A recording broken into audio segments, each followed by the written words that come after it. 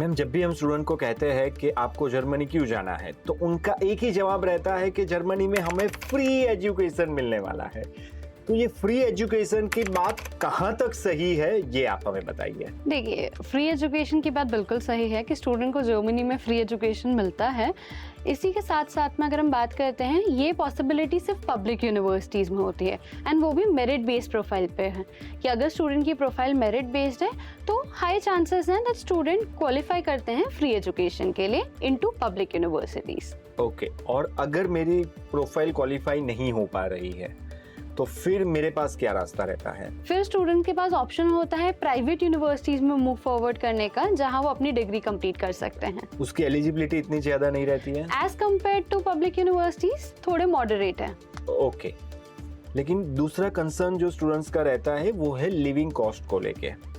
तो जर्मनी का living cost as compare to any other country थोड़ा ज़्यादा रहता है। तो इवन दो अगर फ्री एजुकेशन भी जर्मनी ऑफर करता है, तो लिविंग कॉस्ट मैनेज कर पाना क्या हर स्टूडेंट के बस की बात रहेगी? अगर हम लिविंग की बात करते हैं तो जर्मनी आपको पार्ट टाइम जॉब्स अलाउ करता है, जिसमें अभी तक बच्चा 20 आवर्स पर वीक काम कर सकता था, but as per the recent updates बच्चा 22 आवर्स पर वीक काम कर सकता है।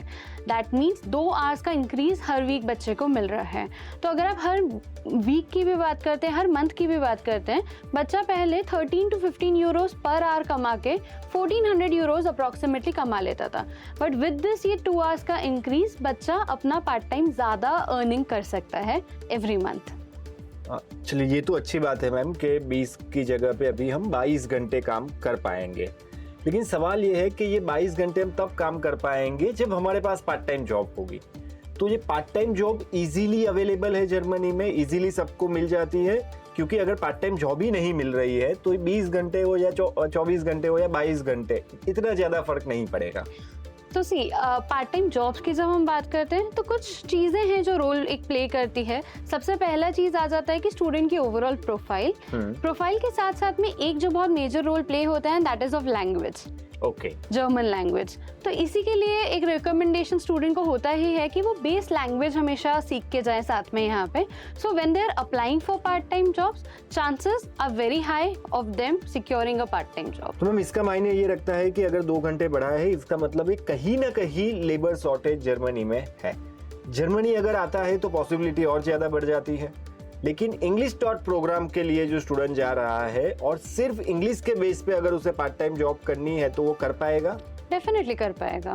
ओके, तो जर्मन लैंग्वेज अगर मुझे सीखना है तो मेरे पास क्या क्या रास्ते अवेलेबल रहते हैं? देखिए, अगर हम जर्मन लैंग्वेज की बात करते हैं तो हमारा सबसे आसान एंड सबसे अच्छा रास्ता है दैट इज विद कानन। कानन का ऑनलाइन पोर्टल भी हमारे पास है, जिसमें बच्चा ऑनलाइन अगर सीखना चाहे तो किसी भी जगह से वो ऑनलाइन सीख सकता है। एंड इसी के साथ हमारे पास in house German language classes भी हैं, and that is for A1 and A2 level currently. Okay, लेकिन मैम मान लीजिए मुझे तो सिर्फ पार्ट टाइम जॉब के लिए ही जाना है, तो मैं बेसिक सी चीज़ें यूट्यूब से सीख लेता हूँ या कहीं और जगह से सीख लेता हूँ, तो मेरा काम चल जाएगा या नहीं चलेगा? देखिए, जब आप कहीं और से YouTube से या कहीं से भी सीख रहे हैं, आप उसे सीख लेंगे, आप उसको यूज कर लेंगे। बट अगर आपके पास एक ऑथोराइज सर्टिफिकेट्स हैं जो आपको लाइक आप कहीं पे भी दिखा सकते हैं, जॉब मार्केट में दिखा रहे हैं। जब भी आप अगर जॉब की बात करते हैं, आप वहाँ पे अपना CV दे रहे हैं जिसमें क्लियरली मेंशन होता है about the language skills you know. Okay, and उसमें आपका वो सर्टिफिकेशंस आपको बहुत हेल्प कर रहा है टू शोकेस दैट आपने वो लैंग्वेज सीखी है।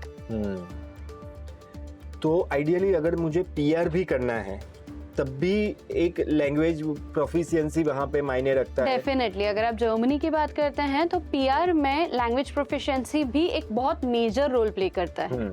बिकॉज अगेन आप एक ऐसी कंट्री में PR होने के लिए सोच रहे हैं जिसका एक्चुअली ऑफिशियल लैंग्वेज ही जर्मन है। ओके, तो अगर A1 A2 लेवल तक का जर्मनी हम यहीं से सीख कर जाते हैं तो उससे हमें पार्ट टाइम जॉब भी आसानी से मिल जाएगी। डेफिनेटली। और बाकी के 2 लेवल अगर हम क्लियर कर लेते हैं तो उसके बाद हम PR फाइल कर सकते हैं। आप वैसे PR file C1, B1 and A1 तीनों लेवल्स पे ही कर सकते हैं, बट टाइम फ्रेम थोड़ा डिफरेंट रहता है। ओके, तो A1 लेवल अगर यहाँ से सीख कर जाते हैं तो कम से कम हमारी PR की पॉसिबिलिटी वहाँ पे काफी ज्यादा बढ़ जाती है।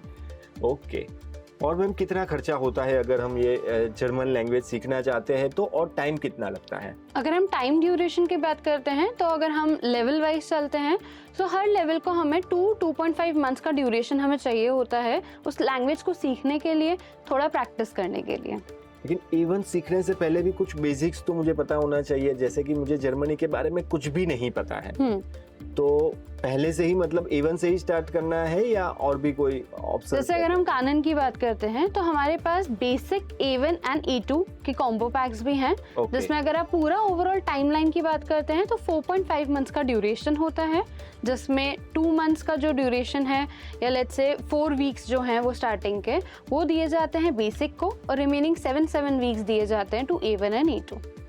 ओके, तो अभी वैकेशन का पीरियड चल रहा है तो स्टूडेंट अच्छे यूटिलाइज कर सकते हैं जिनका प्लानिंग है कि उनको जर्मनी ही जाना है। डेफिनेटली। और अगर आपको जर्मनी नहीं भी जाना है तब भी, अगर आप मतलब प्लान नहीं है अभी जर्मनी जाने का, लेकिन एक लैंग्वेज, आप नई लैंग्वेज सीख लेते हैं तो डेफिनेटली आपके सीवी को इम्प्रूव करेंगे, और इन फ्यूचर अगर आप जर्मनी जाते हैं या यूरोप जाते हैं तब भी आपको बहुत ज़्यादा बेनिफिट होने वाला है। तो मेन 2 चीज़ हमें आपको बतानी थी आज के, जो वर्किंग आवर्स है वो 20 आवर्स की जगह पे अभी 22 आवर्स हो चुके हैं, और उसके साथ साथ जर्मनी सीखने के लिए कानन प्रेप पोर्टल का इस्तेमाल आप कर सकते हैं, जिससे आपकी PR की पॉसिबिलिटी बढ़ जाएगी और उसके साथ साथ आपका CV भी इम्प्रूव होगा। तो ऐसे ही खास खबरों के लिए, ऐसे ही खास पॉडकास्ट के लिए, ऐसी ही खास अपडेट्स के लिए देखते रहिए कानन वीज़ा इनसाइट्स।